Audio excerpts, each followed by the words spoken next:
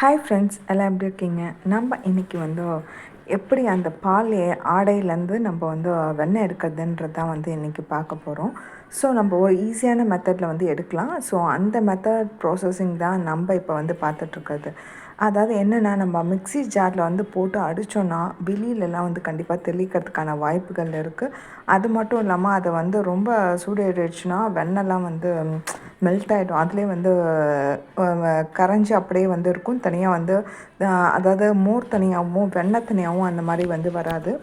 But இந்த மாதிரி பண்ணால் நமக்கு வந்து ஈஸியாகவும் வெண்ணெய் கிடைக்கும். அதே சமயத்தில் வந்து பார்த்திங்கனாக்கா நமக்கு வந்து சீக்கிரத்துலேயே வந்து வெண்ணெய் திரண்டு வந்துடும். ஸோ இந்த மாதிரியான ப்ராசஸிங் பிளெண்டர் இல்லாதவங்க வேறு வழி இல்லை, மிக்சியில் தான் வந்து போட்டு எடுக்கணும். இல்லை வந்து பழைய மெத்தடில் வந்து மத்து போட்டு கடைஞ்சாக்கா இந்த காலத்தில் எத்தனை பேர் அந்த மாதிரி யூஸ் பண்ணுறாங்கன்றது தெரில. ஸோ நம்ம இப்போ வந்து ஆல்ரெடி ப்ராசஸ் பண்ணி ஐஸ் வாட்டர்லாம் எடுத்து வச்சு அதை வந்து இதை வச்சு வந்து ப்ராசஸ் பண்ணி நம்ம வந்து பண்ணிகிட்ருக்கோம்.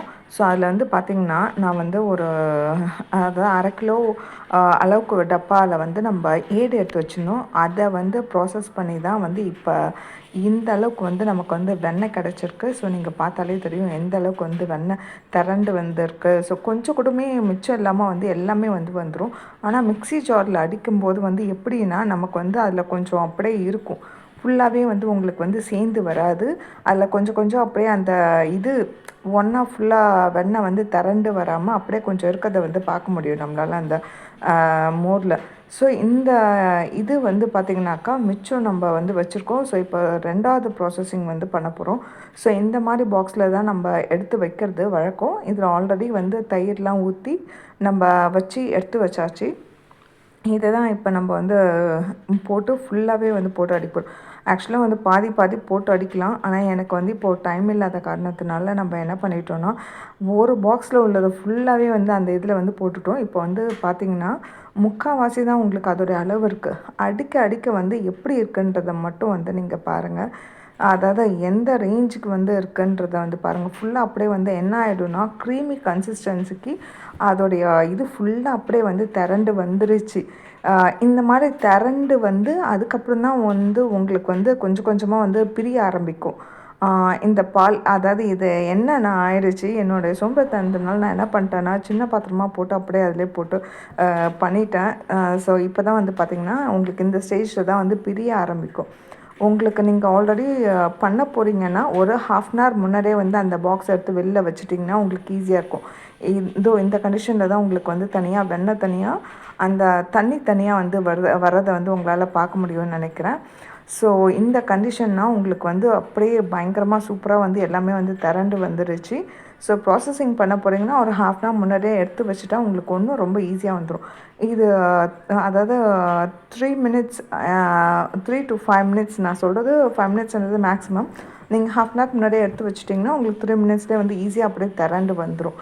ஸோ என்ன மாதிரி வந்து ஃபுல்லாக எல்லாத்தையும் ஒரே பாத்திரத்துலேயே போட்டு கொட்டி பண்ணாமல் கொஞ்சம் பிரித்து பண்ணிங்கன்னா உங்களுக்கு ஒன்று கொஞ்சம் வந்து ஈஸியாக இருக்கும். சீக்கிரமாக வர்றதுக்கு பார்த்திங்கன்னா எவ்வளோ தூரம் வெண்ணெய் வந்திருக்கு. ஸோ இது பண்ணது நான் எல்லாமே வந்து மாட்டு பாலில் வர ஆடையை எடுத்து வச்சு தான் வந்து இந்த மாதிரி பண்ணுறது.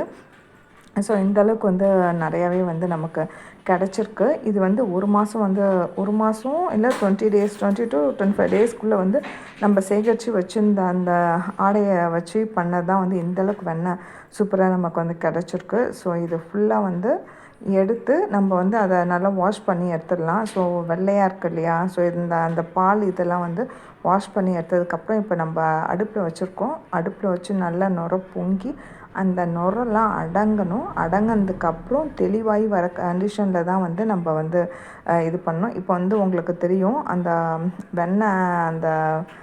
வெண்ணெய்ன்ற பாருங்கள், வெண்ணெய் வந்து தெளிஞ்சு நமக்கு வந்து நெய்யாக வர அந்த கண்டிஷன் இப்போது நல்ல நுரை வந்து வந்துடுச்சா. ஸோ இந்த நுரெல்லாம் வந்து தெளியணும்.